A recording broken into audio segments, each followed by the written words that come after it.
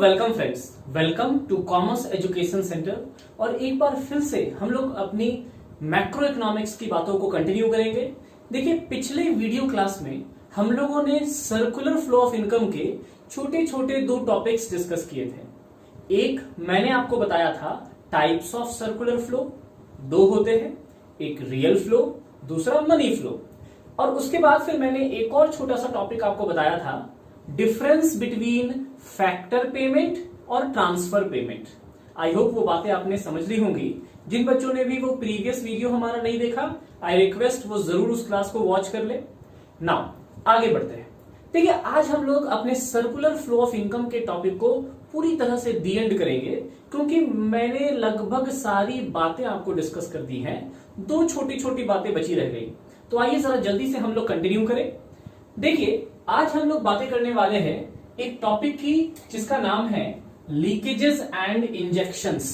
और आप देख रहे होंगे मैंने पहले ही इसे डिफरेंस के फॉर्म में बना रखा है, और ऐसा इसलिए है क्योंकि फ्रेंड्स, एग्जाम्स में एक बहुत इंपॉर्टेंट सवाल अक्सर पूछे जाते हैं, what is the difference between leakages and injections.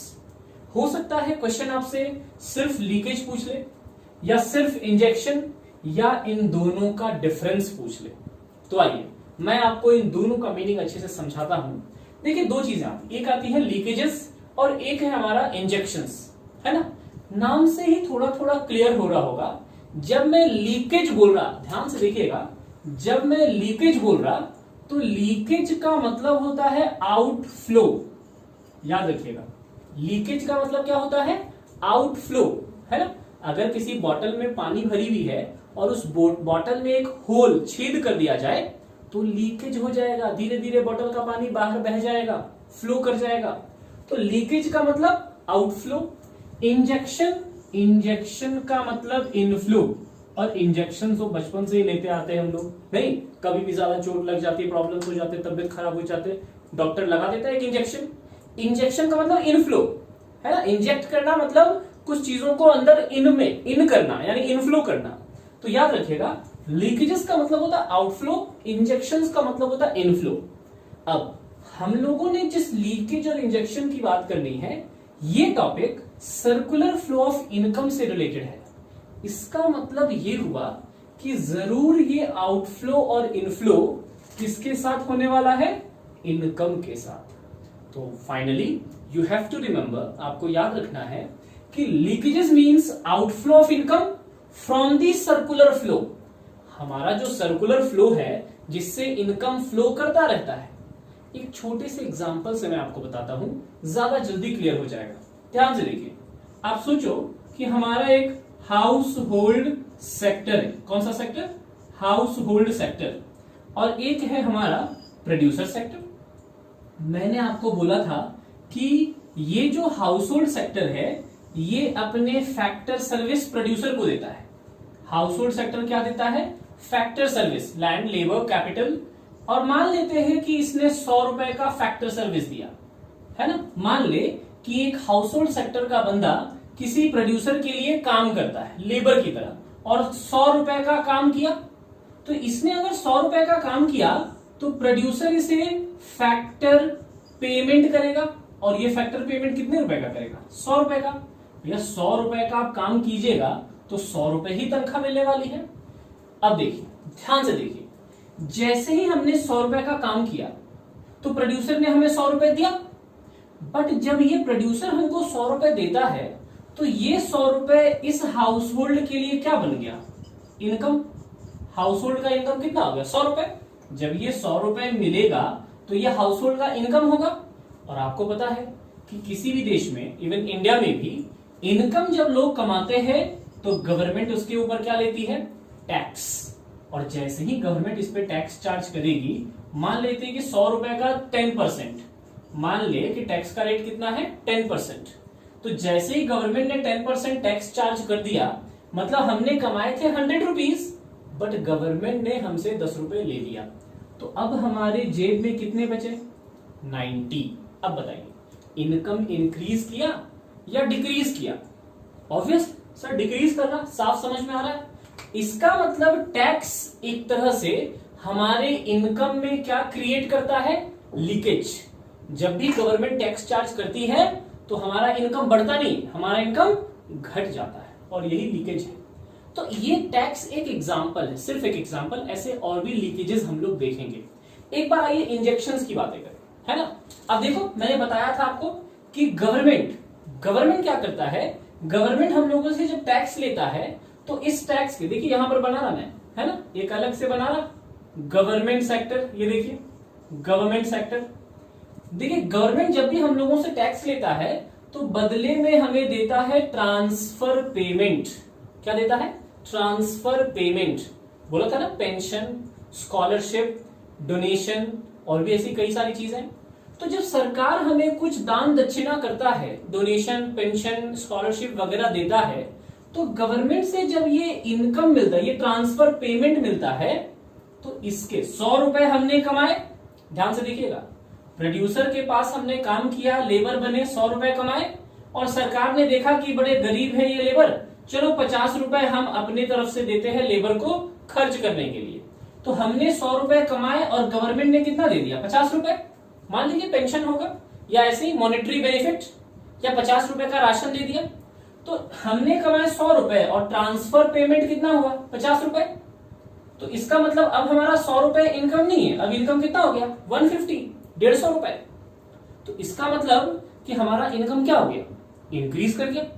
किसी भी वजह से अगर हमारा इनकम इंक्रीज कर जाए तो वो क्या कहलाएगा? इंजेक्शन, इनकम का इनफ्लो। आई होप बात समझ में आ रही होंगी आपको। आइए इन्हीं चीजों को एक और एग्जांपल से और क्लियर करें।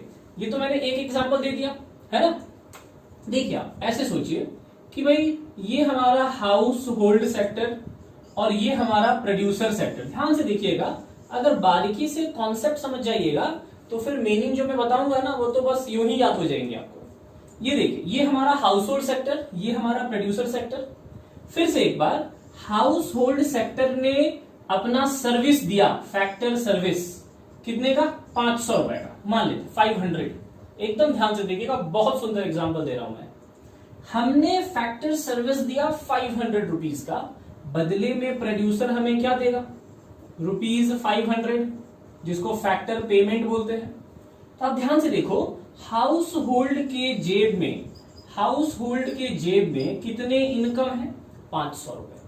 अच्छा, आपको पता है ये बात कि जब हमने 500 का काम किया और जब इसने हमें 500 दिया, इसका मतलब प्रोड्यूसर को पता है, कहीं ना कहीं डायरेक्टली इनडायरेक्टली हर एक प्रोड्यूसर को पता है कि कितने गुड्स का डिमांड आएगा। और जब हमारा इनकम 500 रुपए हुआ तो ऑब्वियस है कि प्रोड्यूसर, ये जो प्रोड्यूसर है जो बनाएगा फाइनल गुड्स एंड सर्विसेज, तो ये कितने का बनाएगा? ये बनाएगा 500 का। क्यों? क्योंकि साहब इसको पता है कि हमारे जेब में 500 रुपए है और इसने 500 का ही ना सर्विस लिया, इसने 500 के लैंड, लेबर, कैपिटल, एंटरप्रेन्योरशिप, तो जितनी भी चीजें हमने यूज करी उन सब का कॉस्ट जोड़ दिया, तो जितने का फैक्टर सर्विस हुआ उतने का ही फाइनल गुड्स बनेगा। मान लेते हैं थोड़ी देर के लिए कि इकोनॉमी में कोई टैक्स नहीं है, सपोज दैट, ऐसा तो है नहीं, बट मान लेते हैं कि प्रोड्यूसर ने 500 रुपए के फैक्टर सर्विस लिए, तो गुड्स एंड सर्विस बना 500 का, टैक्स तो है नहीं। तो अब ये 500 का सामान किसको बेचेगा? अपने देश के कंज्यूमर को, यानी हाउस होल्ड को। अब ध्यान दीजिएगा, देखिए प्रोड्यूसर ने 500 का सामान बना लिया और प्रोड्यूसर ये सामान अपने दुकान में रख दिया, है ना, इसने अपने शॉप में इस 500 के सामान को सजा दिया कि चलो भाई कंज्यूमर आएंगे और धीरे धीरे बेचेंगे। अब हुआ क्या कि ये जो हाउस होल्ड, ये जो कंज्यूमर है, ये बड़ा चालाक निकला, है ना। इसने बोला यार अपने को देश से कोई मतलब नहीं है, अपने को बस अपना फायदा चाहिए। कंज्यूमर तो सोचते हैं कि भाई हमारा जहां फायदा हो जाए वही सही है, बाकी देश भाड़ में जाए। तो कंज्यूमर ने क्या किया, अपने इनकम में ये जो 500 रुपए हमें मिले थे, हमने क्या किया कि ये 500 रुपए से प्रोड्यूसर के 500 के सामान नहीं खरीदे। हमने देखा कि यार चाइना से बड़ा सस्ता सामान आता है, बहुत ही ज्यादा सस्ता आता है, तो क्यों ना हम लोग चाइना से सस्ता वाला खरीद ले। चाइना ने इंडिया में बेचा और हमने चाइना से खरीद लिया। चाइना से हमने 300 का सामान खरीद लिया, अब हमारे जेब में कितने बच गए? 200 रुपए। ध्यान से समझिएगा, हमने प्रोड्यूसर को 500 का सर्विस दिया, प्रोड्यूसर ने 500 रुपए दिया, और इस 500 के सर्विस का उसने बनाया गुड्स एंड सर्विस, वो इंतजार कर रहा है कि हम आएंगे और ये 500 के सामान खरीदेंगे, क्योंकि उसने हमें 500 रुपए दिए थे। हमने क्या किया, हमने चाइना से 300 का सामान खरीद लिया, क्योंकि मुझे लगा बड़ा सस्ता है। हमने देखा कि यार बड़ा सस्ता, ले लो इसी से, भाड़ में क्या प्रोड्यूसर। अब क्या हुआ, जो 500 हमें मिले थे, इस 500 में से, ये जो 500 रुपए आए थे, ये देखिए जो 500 रुपए आए थे, इसमें से 300 रुपए, इसमें से 300 रुपए किधर चले गए, चाइना के पास, चाइना की इकोनॉमी में चला गया, चाइना देश में चला गया। क्योंकि 300 रुपए चाइना की इकोनॉमी में चले गए तो वहां का सर्कुलर फ्लो ऑफ इनकम बढ़ेगा, मतलब वहां के लिए क्या हो गया, इंजेक्शन, क्योंकि उसकी इकोनॉमी में दूसरे देश का पैसा आ रहा है, तो उसका इकोनॉमी ग्रो करेगा। और हमारे कंज्यूमर के जेब में कितना है अब, 200 रुपए। अब हम ये 200 रुपए का अपने प्रोड्यूसर को बोलेंगे लाओ भाई कुछ तुमसे भी खरीद लेते हैं, और हमने अपने प्रोड्यूसर से जिसने बनाया था 500 का गुड्स, बट हम खरीद पाएंगे कितने का, सिर्फ 200 का। क्यों, क्योंकि 300 रुपए तो चाइना भेज दिया ना, चाइना का सामान खरीदा हमने। अब देखिए ये जो प्रोड्यूसर है, अब ये प्रोड्यूसर हमें बेच रहा है, ये देखिए एरो इधर आ रहा है, ये बेच रहा है फाइनल गुड्स एंड सर्विस कितने का, सिर्फ 200 रुपए का, क्योंकि हम तो 200 देने को तैयार है, हमारे जेब में तो 200 रुपए है। तो हम इसे कितना पैसा दिए, कंजम्पशन एक्सपेंडिचर 200 रुपए हमने दे दिया इसको, 200 का सामान बेचा, 200 हमने दे दिया। अब सोचो आप कि प्रोड्यूसर ने बनाए थे 500 के सामान, कई सारी चीजें बनाई, बट सारा नहीं बिका, कुछ बिका, ये देखिए कुछ हटा दे रहा मैं यहां से, थोड़ा बिक गया, बट ये इतना सामान रह गया, क्योंकि किसी ने खरीदा नहीं, लोग तो चाइना वाला खरीद लिए। क्या अगली बार ये प्रोड्यूसर 500 रुपए के गुड्स बनाएगा, ना बाबा ना, नहीं बनाएगा। वाई, बोला सर पहले वाला सामान तो बचा हुआ है, वो बेचारा बार बार अपना लॉस थोड़ी सहेगा, अगली बार वो कितने का बनाएगा, सिर्फ 200 रुपए का। क्यों, क्योंकि 300 के सामान तो बचे रहे ना, हमने तो सिर्फ 200 का ही खरीदा, तो 500 के सामान थे, 200 का खरीदा, तो कितना बच गया, 300 रुपए। तो 300 रुपए के सामान बचे हुए, यहां पर कई सारे सामान थे, 300 के सामान बचे रह गए, नहीं बिके। तो अगली बार प्रोड्यूसर जब बनाएगा तो कितने का बनाएगा, सिर्फ 200 रुपए का, क्योंकि 300 का सामान तो पड़ा हुआ है। अब आप सोचो जब वो 200 का बनाएगा तो क्या उसको पहले जितने लेबर की जरूरत है, नहीं। अगर 500 के सामान बनाने के लिए 5 लेबर की जरूरत थी, तो 200 के सामान बनाने के लिए सिर्फ 2 लेबर की जरूरत है, तो वो 3 लेबर फैक्ट्री से क्या करेगा, निकाल देगा, बोलेगा भैया आपका काम नहीं है, जाओ, है ना, छोड़ दो ये काम, और 2 ही लेबर से काम करवाएगा। क्या होगा, अनएम्प्लॉयमेंट, बेरोजगारी। क्या ये बेरोजगारी प्रोड्यूसर की वजह से हुई, नहीं। क्या ये बेरोजगारी गवर्नमेंट की वजह से हुई, नहीं। किसकी वजह से, ये तो हम लोगों की वजह से हो रही, क्योंकि हमने अपने देश के पैसे से दूसरे देश का सामान खरीदा, तो हमारे देश का पैसा दूसरे देश की इकोनॉमी में चला गया, उसकी इकोनॉमी बढ़ रही है और हमारी इकोनॉमी घट रही है। तो आप देख सकते हैं कि जब भी कभी दूसरे देश से हम लोग गुड्स खरीदते, इंपोर्ट बोलते, क्या बोलते हैं, इंपोर्ट, तो उससे हमारे इकोनॉमी में लीकेज हो जाता है, यानी हमारे देश का पैसा बाहर चला जाता है। और जब हम लोग अपने देश के गुड्स दूसरे देश में बेचते हैं, जब भी हम लोग अपने देश के गुड्स दूसरे देश में बेचते हैं, तो दूसरे देश का पैसा हमारे पास आता है और हमारी इकोनॉमी बड़ी हो जाती है, और इसे एक्सपोर्ट बोलते हैं।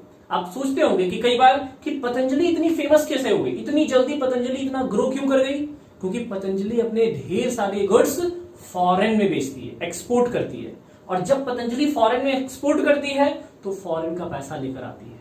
इससे क्या होता है, इससे फॉरेन के पैसे हमारे देश में आते हैं, तो हमारा इकोनॉमी ग्रो करता है, और यही वजह है कि गवर्नमेंट पतंजलि को ज्यादा से ज्यादा फायदा पहुंचाती है कि लो भाई तुम थोड़ा बहुत गड़बड़ भी कर रहे हो तो कर लो, लेकिन गुड्स फॉरेन में बेचो। तो जब भी कोई बिजनेसमैन, प्रोड्यूसर अपने देश का गुड्स दूसरे देश में बेचता है, एक्सपोर्ट करता है, तो ये हमारी इकोनॉमी के लिए अच्छी खबर है, और वो क्या बन जाएगा, इंजेक्शन। याद रखिएगा, इंपोर्ट लीकेज होता है और एक्सपोर्ट इंजेक्शंस। तो ऐसे कई सारे और भी एग्जांपल है, मैंने 2 एग्जांपल आपको दिया है ना। आइए, आई होप अब आप लोगों को बातें समझ में आ गई होंगी। जल्दी से हम लोग इसका डेफिनेशन लिखते हैं। ये देखिए, तो डेफिनेशन की बात करें, देखिए सबसे पहले लीकेज में first point, leakages refers to outflow. क्या बोलेंगे, leakages refers to outflow of income, income का outflow from the circular flow of income of an economy, किसी भी इकोनॉमी के सर्कुलर फ्लो से, लीकेज का मतलब क्या होता है, आउटफ्लो, पैसों का जाना, इनकम कम हो रहा। यहां पर वाइसे वर्सा, उल्टा, पूरा का पूरा डेफिनेशन छाप देंगे, कोई टेंशन लेनी नहीं है। सिर्फ आउटफ्लो की जगह क्या लिखना है, इनफ्लो, है ना। तो क्या लिखेंगे, इंजेक्शंस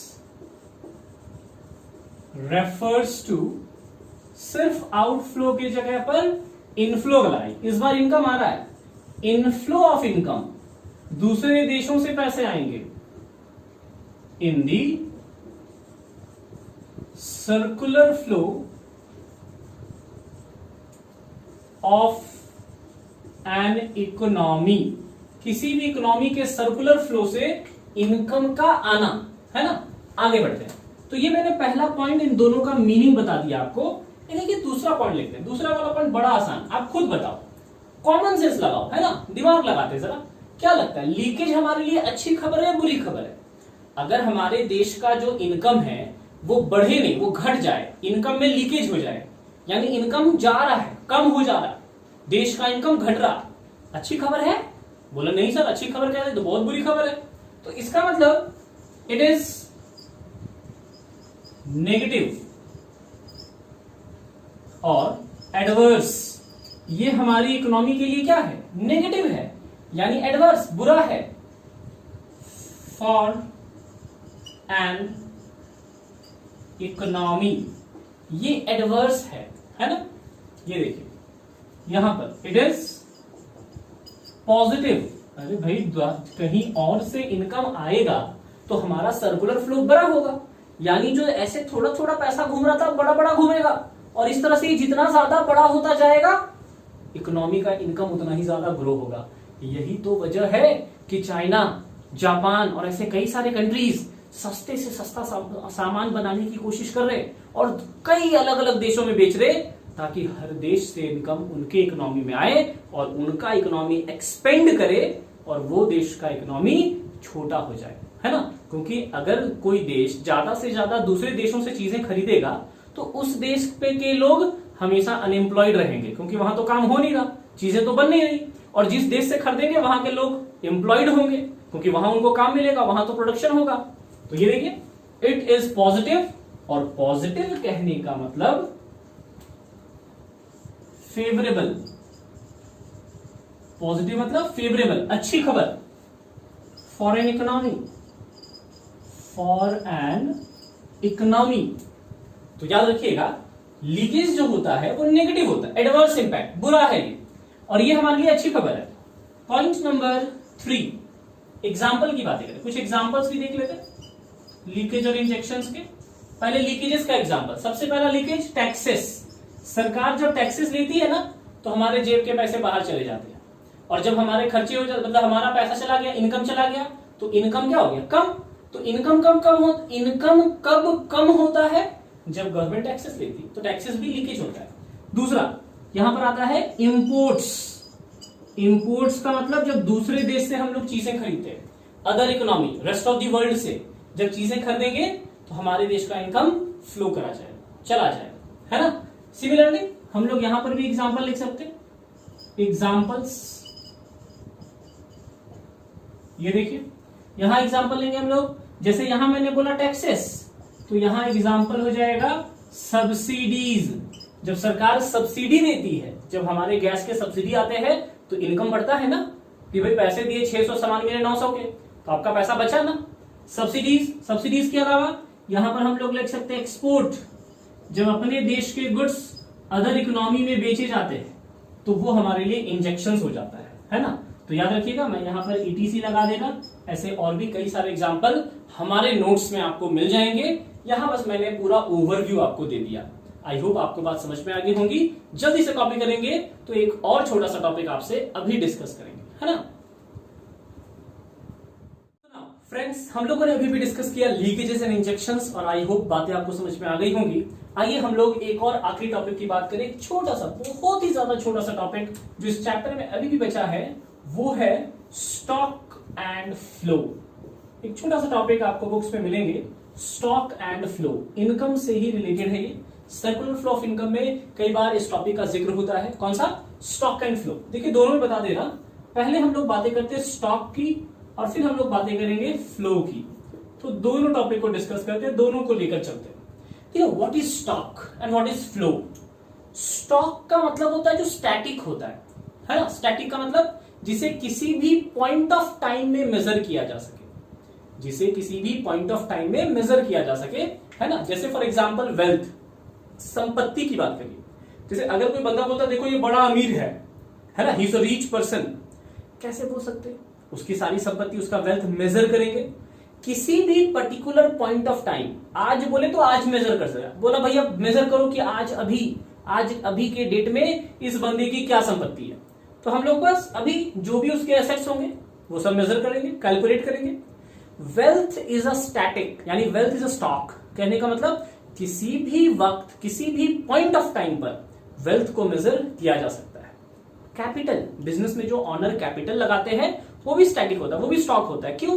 क्योंकि अगर कभी भी आपको ये जानना है कि बताओ मालिक का कितना पैसा है, तो किसी भी पॉइंट ऑफ टाइम पे आप बता देंगे कि हाँ भाई अभी हमारे बिजनेस में ऑनर का इतना इन्वेस्टमेंट है। तो वंस अगेन मैं बताना चाह रहा, stock means which can be measured. याद रखिएगा, it is an economic variable, या फिर आप ऐसे बोले it includes all those economic variables। Stock में वो सारे इकोनॉमिक वेरिएबल्स आएंगे। It includes all those economic variables which can be measured at any point of time, जो किसी भी पॉइंट ऑफ टाइम में मेजर किए जा सकते। पॉइंट ऑफ टाइम का मतलब किसी भी वक्त मेजर किए जा सकते हैं। जिस डेट में, जिस तारीख को, जिस दिन, जिस समय, जिस भी मिनट पर आप बोलो उसी वक्त मेजर हो जाएगा। जैसे अ बकेट ऑफ वाटर, अगर किसी बाल्टी में पानी है, चाहे वो पानी कम हो या ज्यादा हो, अगर आपको बोला कि अभी बाल्टी में पानी भरो, आपने पानी भरा और हमने बोला कि चलो मेजर करो, कभी भी मेजर कर सकते, जब मर्जी कब कर सकते हैं। लेकिन अगर मैं बोलूं कि जाओ भाई आप जाकर रिवर, है ना, एक नदी में पानी बह रही है, उसको जाके मेजर करो, क्या आप जाकर उसको मेजर कर सकते हैं? No, it's not possible. क्योंकि रिवर का पानी तो फ्लो होता रहता है ना, बहता रहता है, वो रुकता नहीं, स्टैटिक नहीं, वो डायनेमिक है। याद रखिएगा, स्टॉक मीन्स जिसे किसी भी पॉइंट ऑफ टाइम पे मेजर किया जा सकता। और वैसे वेरिएबल्स, फॉर एग्जाम्पल याद रखिएगा, वैसे वेरिएबल्स में वेल्थ बहुत इंपॉर्टेंट एक नाम आता है।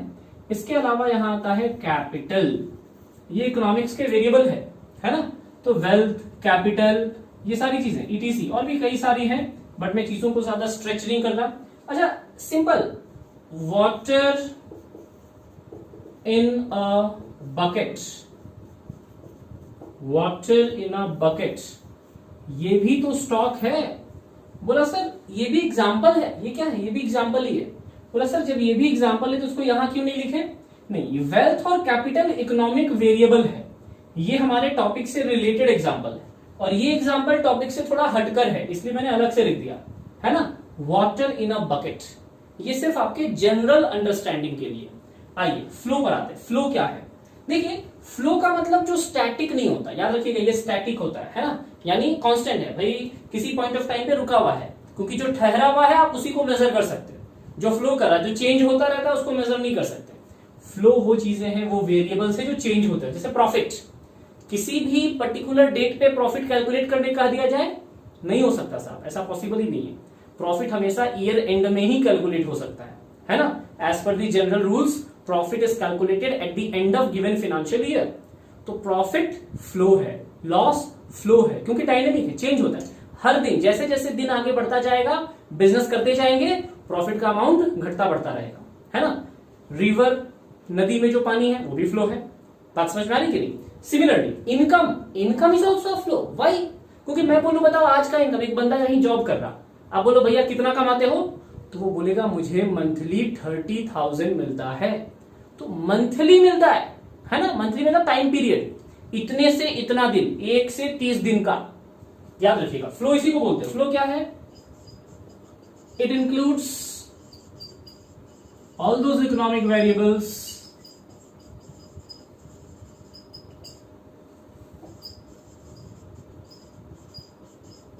which are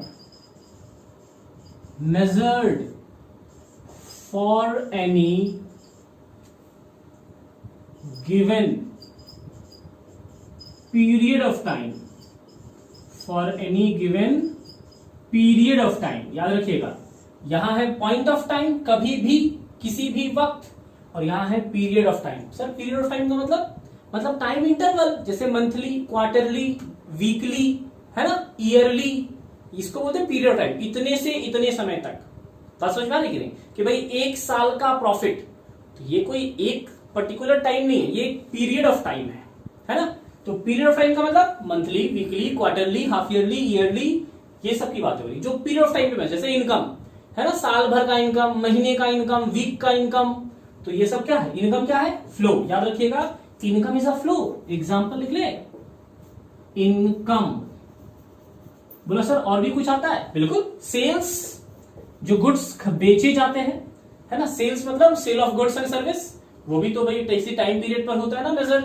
आगे बढ़ते हैं, इनकम हो गया, सेल्स हो गया, ऐसे कई सारे एग्जांपल हम लोग ले सकते हैं यहां पर, एक्सपोर्ट, इंपोर्ट, और भी बहुत सारे, है ना। यहां पर फिर से अंडरस्टैंडिंग के लिए एक नॉर्मल एग्जांपल लेते हैं, वाटर इन रिवर।